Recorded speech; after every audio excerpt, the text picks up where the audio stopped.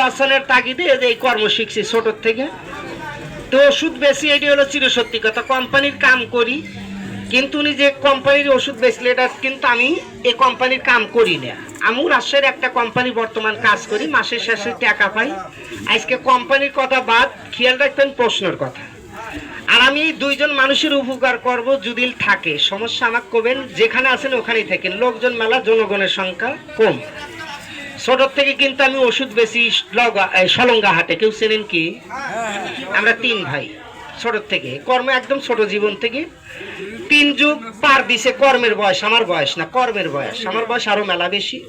যাই হোক, আগে ছাল পাল আসছিলাম, এখন ছালের নানা দাদা দুইটাই আল্লাহ বানাইছে। কোন সময় বানি?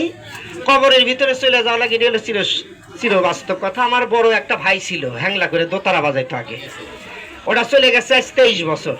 আমারও একদিন না একদিন চলেই যাওয়া লাগবে। এটা কিন্তু মৃত্যু, সব বন্ধু ফাঁকি দিলে মৃত্যু বন্ধু ফাঁকি দিবে না, এটা হলো চির বাস্তব কথা। আর আমি একটা 2 নাম্বার জিনিস বেশি, চাচা এই জিনিসটার কথা কি কব বাপু?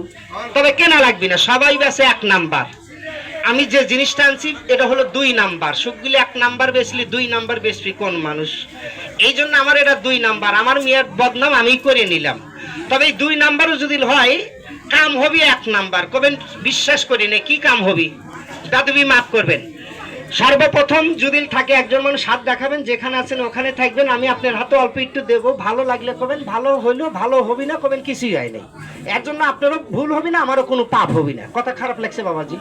বলবেন কোন ব্যক্তি থাকলে একজন মানুষ হাত দেখান, ছোট হোক বড় হোক মধ্যম বয়সের মানুষ হোক, যে কোনো একজন। 2 জন 10 জন নয়, তবে 2 জন ডাকছি, কিন্তু দেবো হলো 2 রকমের 2 জনে। বলবেন কোন ব্যক্তি উপস্থিত দাঁতের গড়ে অতিরিক্ত ব্যথা বা শক্ত জিনিস চাবা খাইতে পারেন না।